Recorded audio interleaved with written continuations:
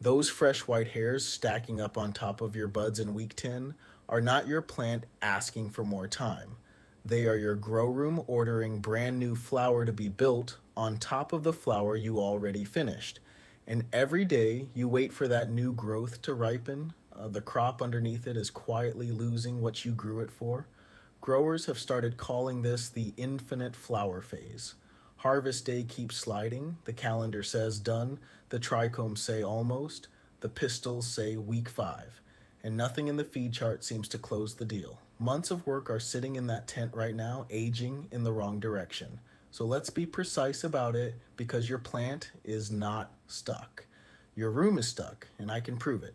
Here's the story getting passed around right now. It says excess nitrates and heat stress flip your buds back into a vegetative state. The flower literally re-vegging from the inside, overriding the plant's senescence signals. And it says the cure is a 4-part protocol. Cut nitrogen to 0, load up phosphorus and potassium, run one final hard flush, and thermal shock the room with cold nights to force the plant to finish.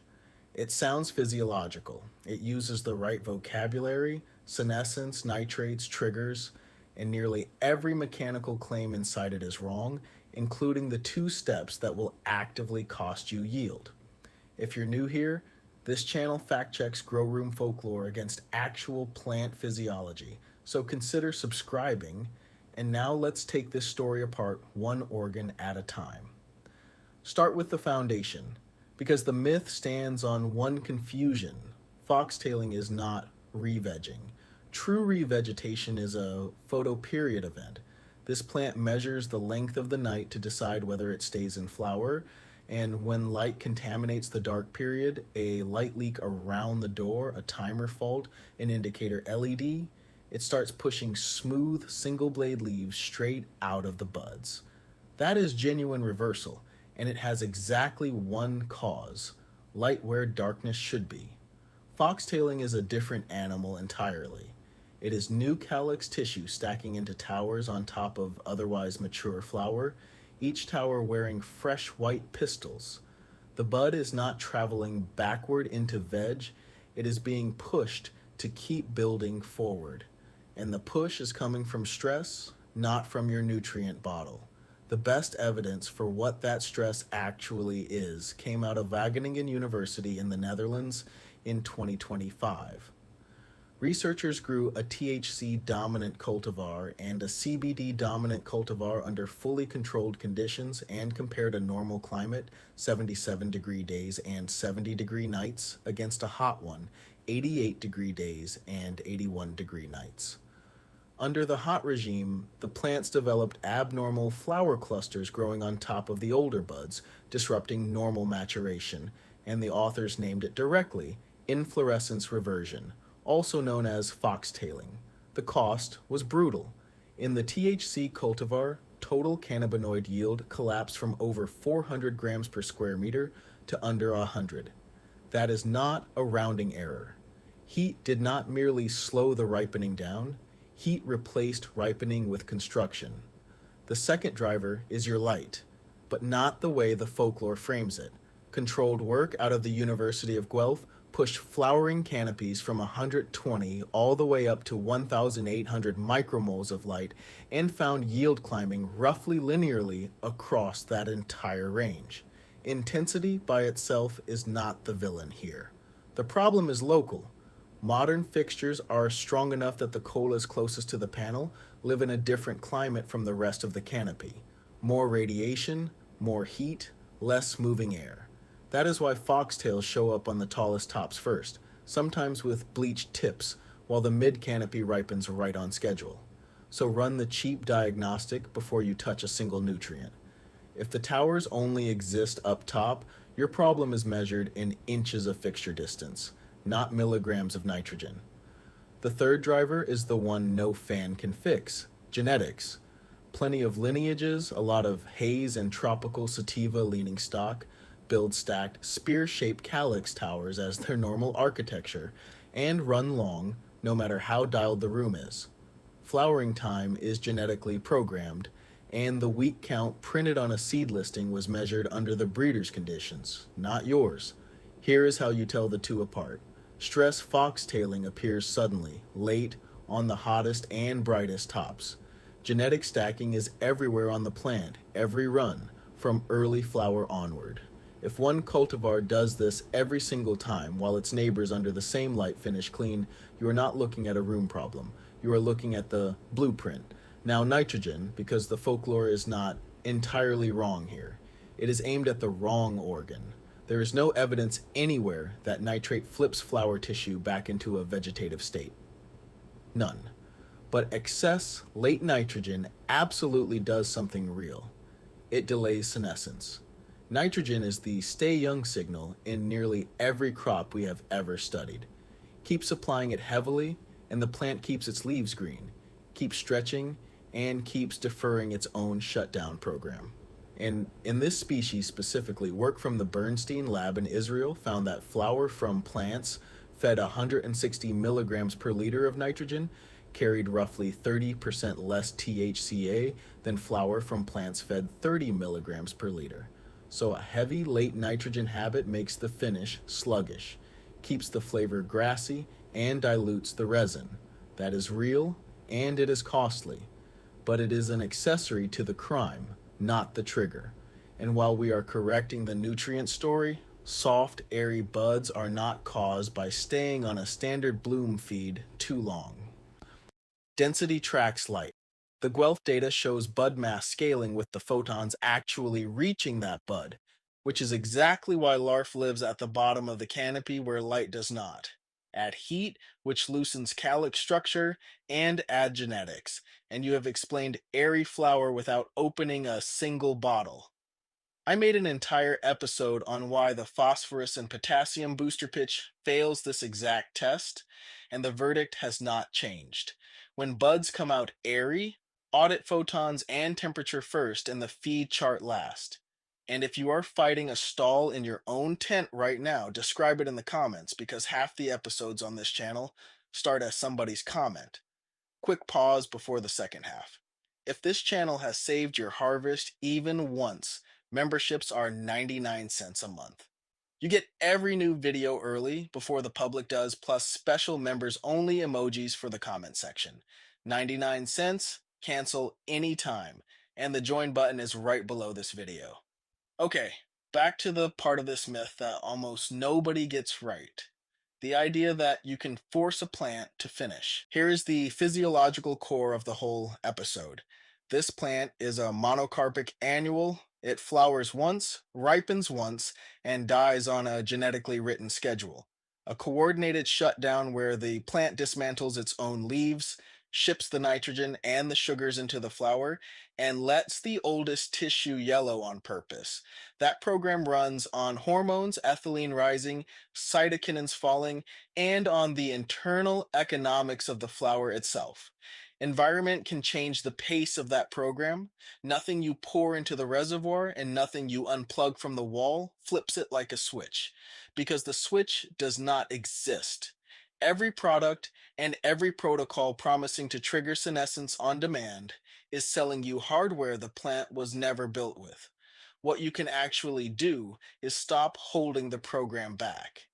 That is the real protocol, and it starts now. Temperature first, because the folklore says warm nights trick the plant into thinking it is still midsummer. Plants do not read the season off a thermometer. This species times its flowering off night length, full stop. What temperature controls is metabolic speed and what survives to harvest. Run the room hot and you get the Wageningen result. Disrupted maturation, foxtail construction, cannabinoids crashing. Run the finish cooler and reel, measured things happen instead. Chlorophyll breaks down faster, the fade arrives, and in cultivars carrying the genetics for it, anthocyanins build. A 2025 University of Wisconsin study found purple pigment peaking when temperatures held between the mid 40s and about 60 degrees Fahrenheit. Cool finishes change the pace and the paint job. They do not flip a season switch because we just established there is not one. Which brings us to thermal shock. Go search the horticultural literature for a thermal shock finishing method, and you will find nothing because the term is invented. The real boring version is called cool night finishing. Let nights drift down to around 60 to 64 degrees Fahrenheit over the last stretch. It modestly speeds the fade, deepens color and capable genetics, and helps your most volatile terpenes survive to the jar. But there is a tax nobody prints in the protocol. Cold air holds less water, so a hard temperature drop slams the room into its dew point. Condensation forms inside your densest colas, and botrytis, bud rot, takes the whole plant in a weekend. If you cool the nights, you watch humidity like a hawk. And below about 50 degrees, you are trading real risk for a cosmetic. So here's the protocol the evidence actually supports, and it starts with the room, not the reservoir. First, temperature. Get canopy readings measured at the top buds, not at the wall thermostat, into the mid 70s Fahrenheit by day, with nights settling in the high 60s. Second, geometry. Raise the fixture or dim it until your closest colas are out of the hot zone.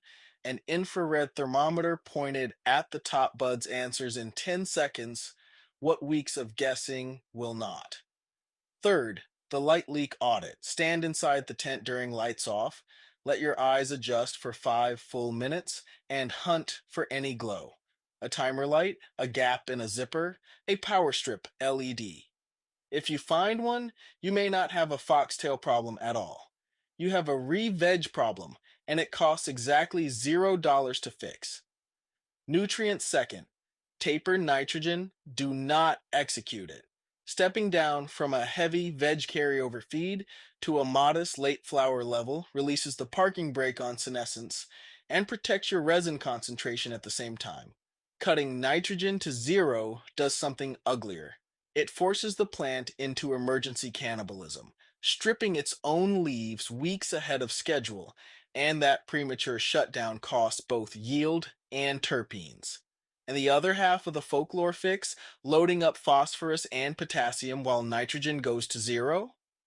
Guelph tested potassium supply directly and found no yield gain across the tested range.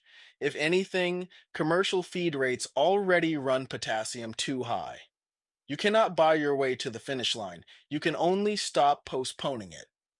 In the final flush window, there is not one, because the flush does not do what the story says.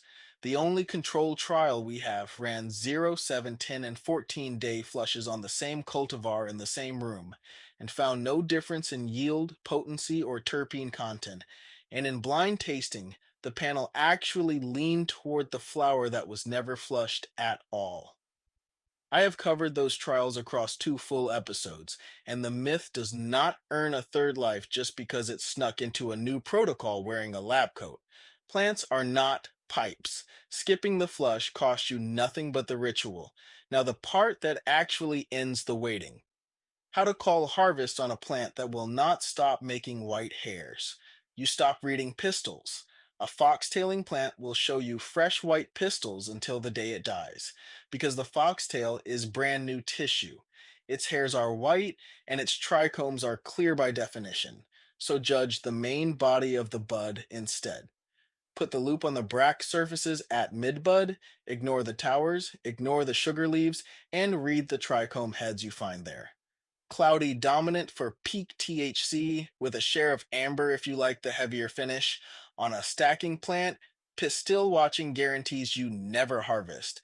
Trichome reading on the bud body means you harvest on time, and the only thing you sacrifice is a few immature tips that were never going to catch up anyway. One last lever, and I will price it honestly. If a plant is running weeks past reason and you need it done, shortening the day genuinely works.